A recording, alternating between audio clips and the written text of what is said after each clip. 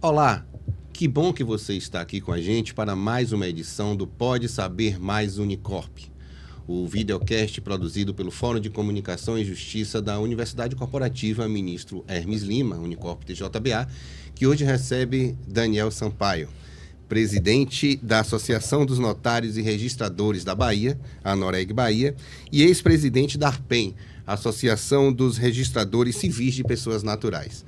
Bem-vindo, Daniel, um prazer tê-lo aqui com a gente. Ô, amigo Flávio, muito obrigado. Muito feliz com o convite da universidade.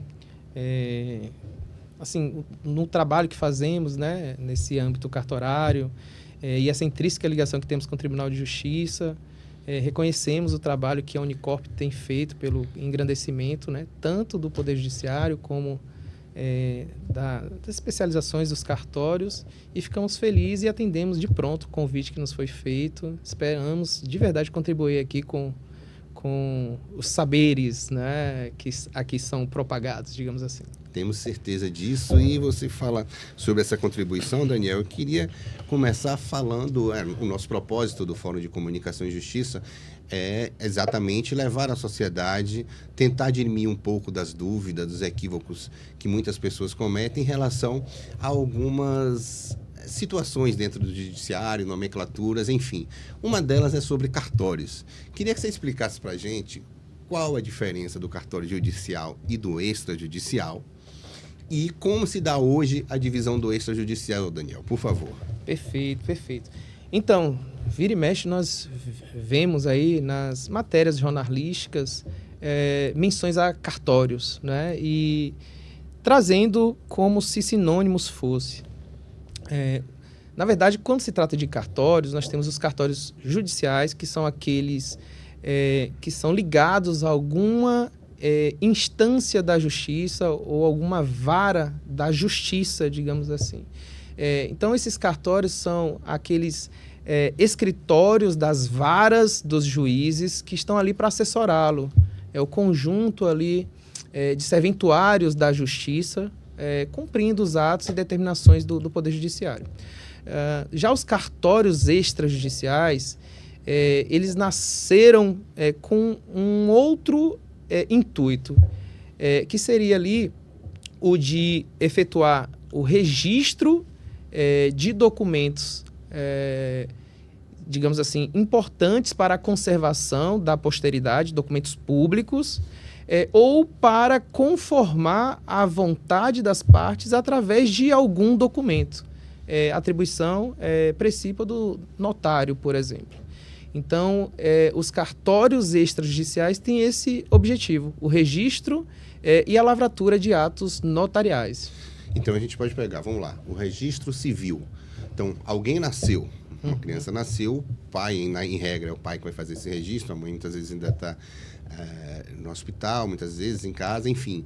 Então, é ali naquele cartório de registro civil que vai estar o registro daquela criança, e o pai sai do cartório com uma certidão, ou seja, um papel que certifica que ela está ali registrada. É isso. Perfeito, perfeito. Bom exemplo você deu aí de registro.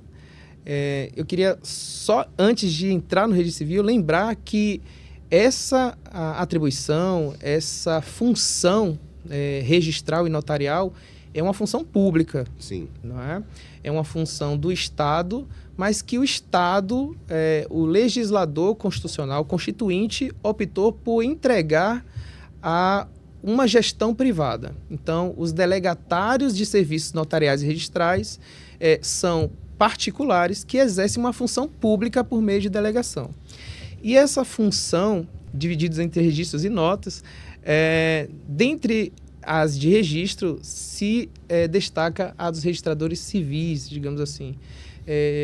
Eu começo por ela, é a atribuição com a qual eu tenho o meu cartório de titularidade, tenho muita afeição pela especialidade, embora represente todas as outras.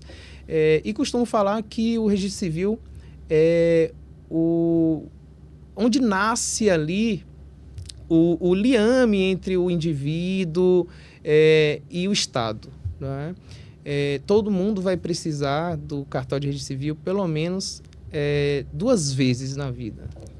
Duas vezes porque logo após o nascimento, seus filhos vai precisar levar um cartório de registro civil e por ocasião do óbito do ente querido vai ter que, dele se socorrer também, poder fazer o registro. E se resolver casar, aí vai precisar de uma terceira vida. E por conta desses atos precípios que são praticados no registro civil, a gente brinca dizendo que nós somos registradores de sentimentos, não é?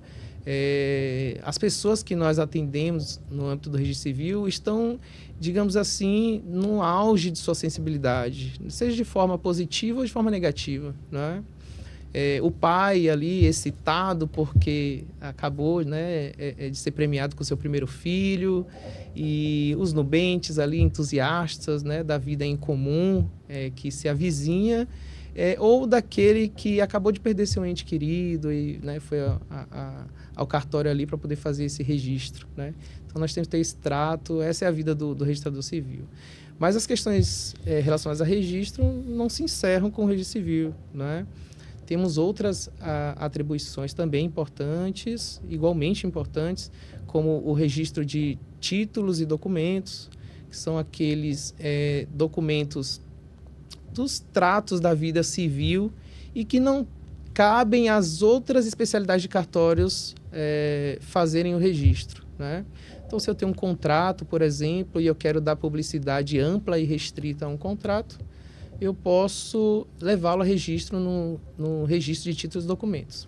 Pode ser um contrato de compra e venda, pode ser um contrato de prestação de contratação de serviços, enfim. Pode, compra e venda, para ser mais específico, de bens móveis, por exemplo, Porque os de imóveis são atinentes. De imóveis. Perfeito, Flávio, perfeito.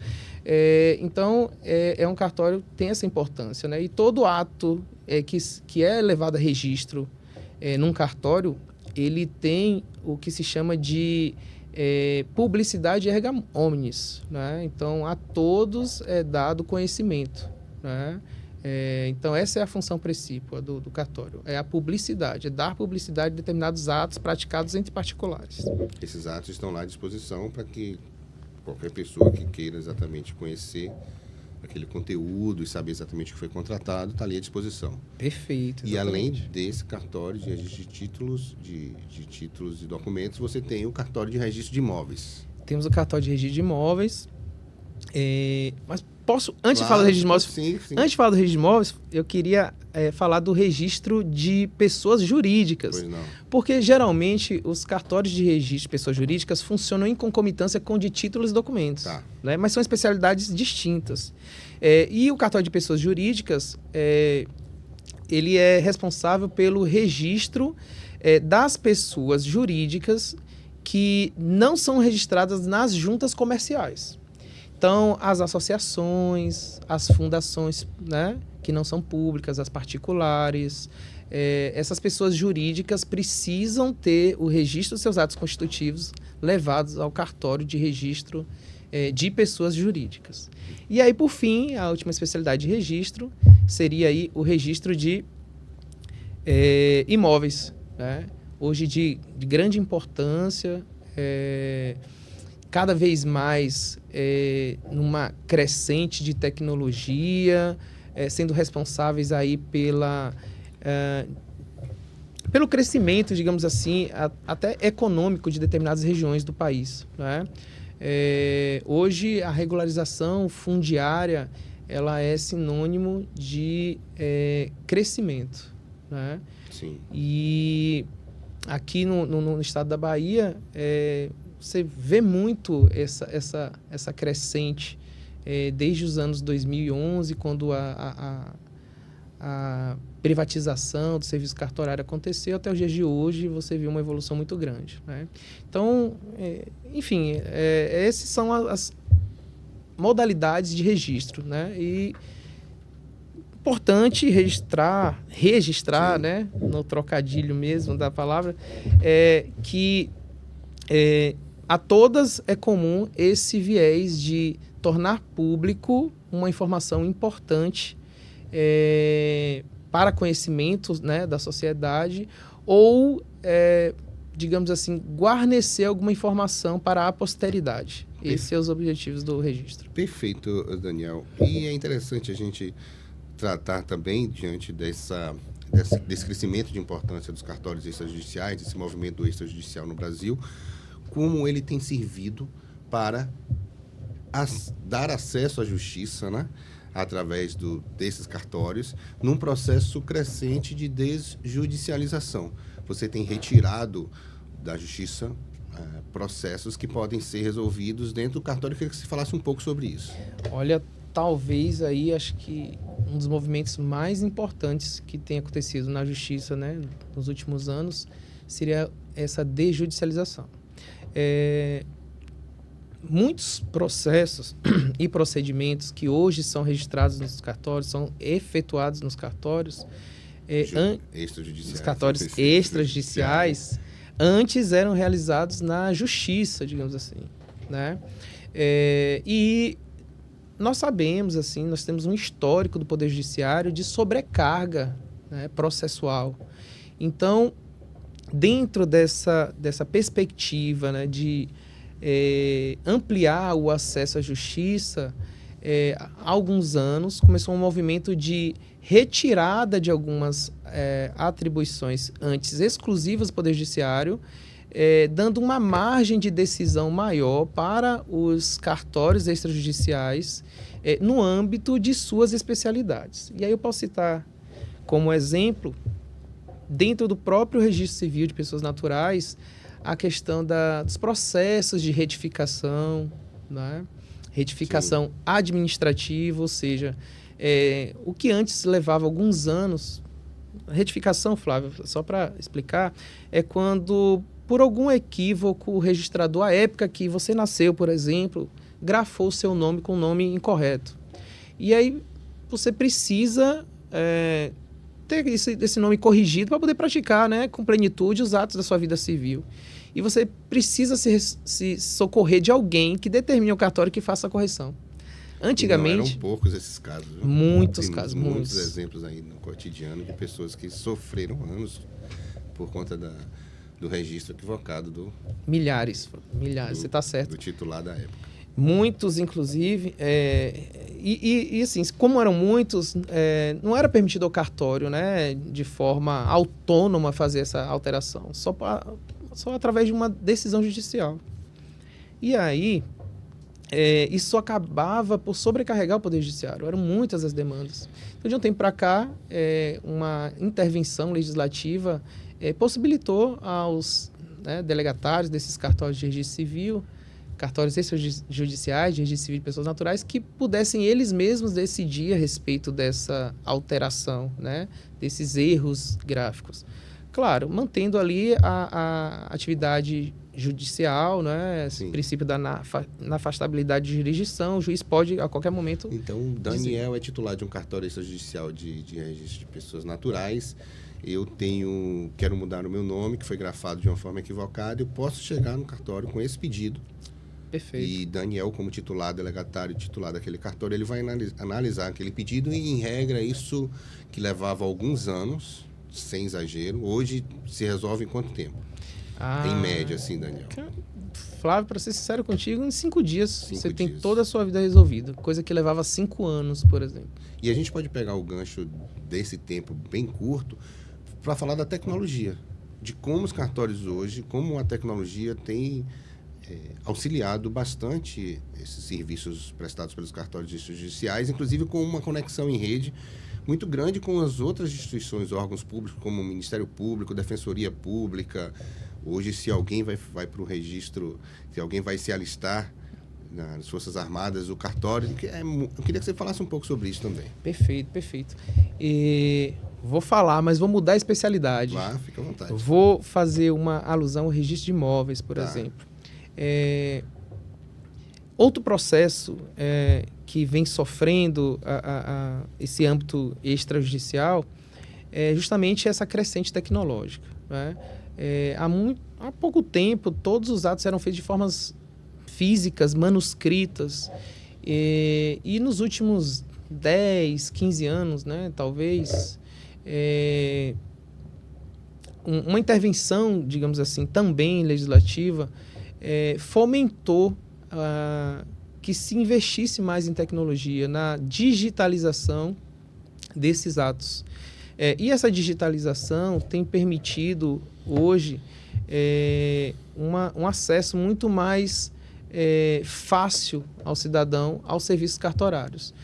Muitos dos casos, sequer é necessário que a pessoa compareça ao balcão do cartório para poder estar almejando a prática de qualquer ato, né, em seu favor. E mais que isso, não só facilita o acesso ao cidadão,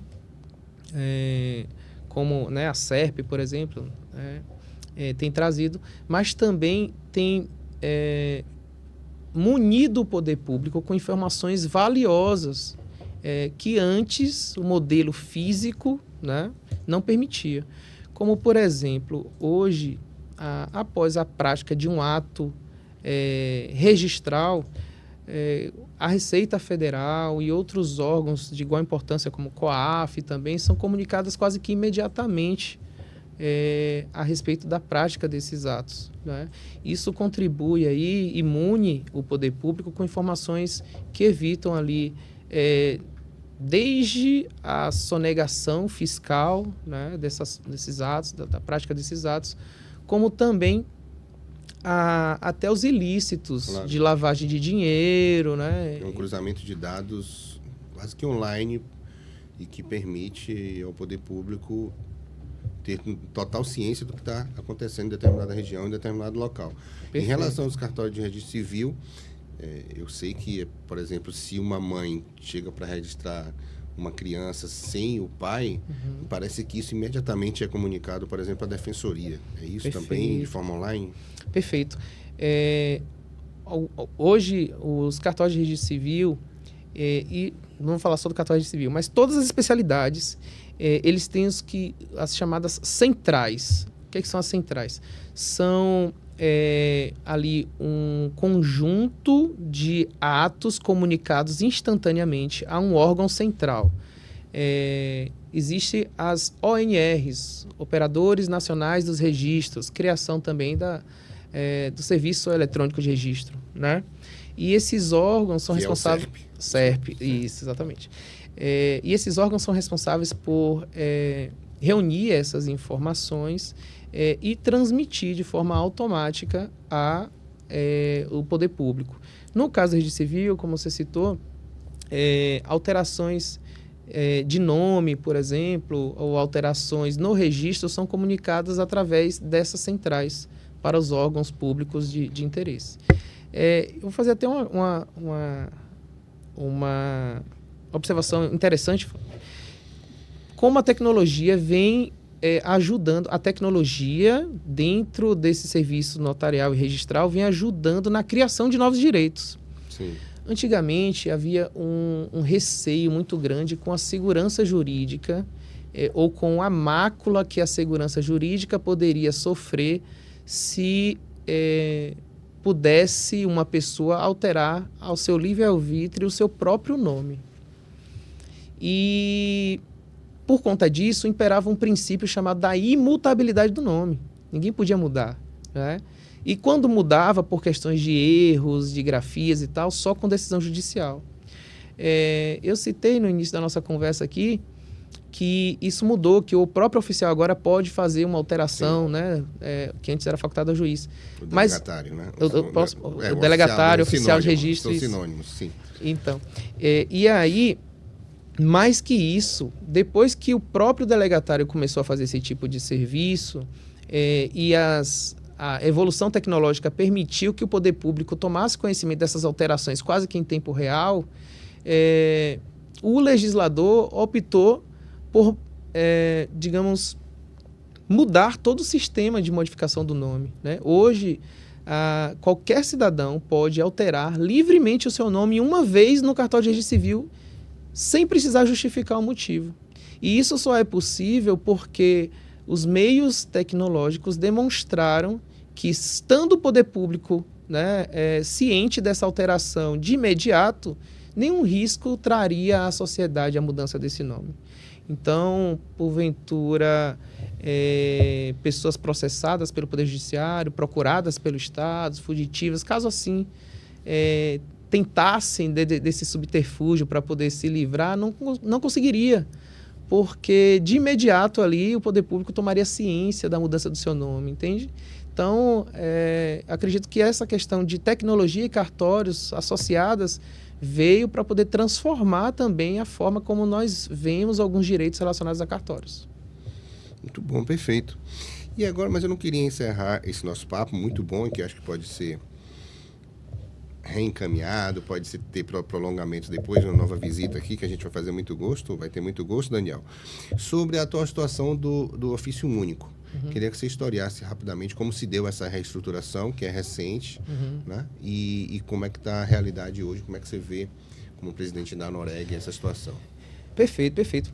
Tivemos uma reestruturação recente, né, aqui no estado da Bahia, muito fruto aí desse novo momento de privatização, uma privatização plena aqui no estado da Bahia demandava um redesenho da quantidade de cartórios que nós tínhamos aqui no estado, pensada para um modelo publicista, né, de cartórios. E ao longo de 5 anos, desde 2018, deflagrado esse processo de reestruturação, chegou à finalização no ano de 2023, né, com a aprovação do projeto na Assembleia Legislativa. E assim, muitas discussões sobre modelos existiram naquela época, e acho que para a felicidade da classe, para a felicidade da sociedade baiana, né, foi aprovado o modelo do ofício único, né? Posso dizer que mais de 1 ano e meio passados desde a implementação desses modelos, é um modelo de sucesso. A implementação desses cartórios, o enxugamento do número de serventias, possibilitou ali uma economia substancial para o fundo de compensação, que promove a compensação dos cartórios deficitários, enxugou o número de cartórios dependentes dessa complementação, e essa complementação, essa economia, né, possibilitou que os poucos cartórios que remanesceram deficitários pudessem ali serem complementados também com um valor, digamos assim, mais pungente, que pudesse fazer frente ali às necessidades daquela serventia mais robusta. Então, Daniel, você poderia falar como é que foi naquele momento, há 2 anos, em 2023, quando se começaram as tratativas para a realização e aprovação na Assembleia do projeto do cartório único, do ofício único? Perfeito, meu amigo. Olha, posso dizer que foi um sofrimento só para a classe. Na verdade, essas tratativas começam muito antes de 2023, né? Em 2018 é que foi deflagrado esse processo de reestruturação das serventias extrajudiciais, e nesse interregno, assim, muitos altos e baixos entre sobreposição de modelos. 2 eram, assim, digamos, da agradabilidade de algumas figuras com poder decisório aqui no Tribunal de Justiça, né? O modelo do ofício único, que seria ali, Flávio, a conglomeração de todas as especialidades funcionando num único espaço e sob a responsabilidade de um único profissional. Ou o modelo que dividia naquelas unidades mais remotas, cidades, né, a distribuição cartorária em 2 cartórios. O registro de imóveis, títulos, documentos e pessoas jurídicas, e num outro ofício, o registro civil de pessoas naturais, tabelionato de notas e tabelionato de protesto. Ainda dentro das discussões no âmbito das corregedorias e da comissão de reforma, acho que a época presidida pelo desembargador Jataí, ele se convenceu de que o modelo do ofício único seria o melhor para a Bahia. E o relatório aprovado no âmbito daquela comissão foi nesse sentido, recomendando que fosse aprovado esse modelo de ofício único. Aprovado o modelo de ofício único na comissão de reforma, seguiu para o Tribunal Pleno, né? E aí tiveram algumas discussões sobre outros modelos e qual deveriam se sobrepor. Graças a Deus, ainda no Tribunal Pleno também, o modelo que passou foi o modelo do ofício único, né? para as unidades que assim recomendavam, seguiu para a Assembleia Legislativa, e na Assembleia Legislativa houve alguma ingerência por parte ali de alguns deputados, né, no modelo encaminhado pelo tribunal, mas o espírito do projeto, o espírito do ofício único foi preservado, e assim, trazendo para a nossa realidade de hoje, posso te dizer assim que passados 1 ano e meio de implementação, né, desse ofício único, é um modelo de sucesso.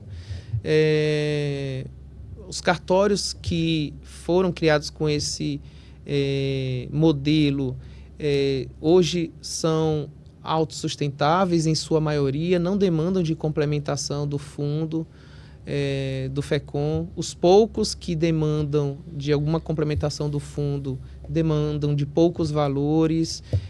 Essa complementação, inclusive, ela pôde ser majorada depois do projeto de reestruturação, porque nós enxugamos muito o número de serventias que demandavam de alguma complementação do FECOM.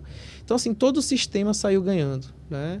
Criamos serventias mais robustas, com a capacidade financeira de entregar um serviço melhor para a população que está sendo ali atendida, o que eu não acredito pudesse ser feito se o serviço fosse ali naqueles rincões da Bahia, um pouco mais espraiado, um pouco mais dividido, né? Nem se o fundo teria condições também de ficar remunerando tantos cartórios como desejavam outros modelos, né, que foram aventados.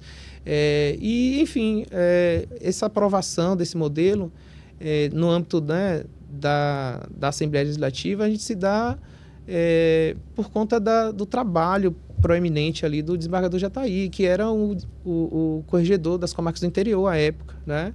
E que foi firme ali no modelo que ele entendia ser o melhor para a Bahia, que hoje está claro aí, atendeu e atende aos anseios da classe e aos anseios da sociedade baiana.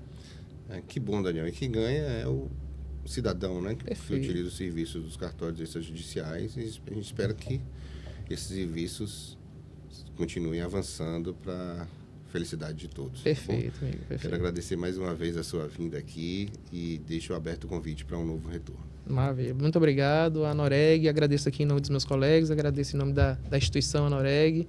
Estamos à disposição aí para contribuir sempre que chamados.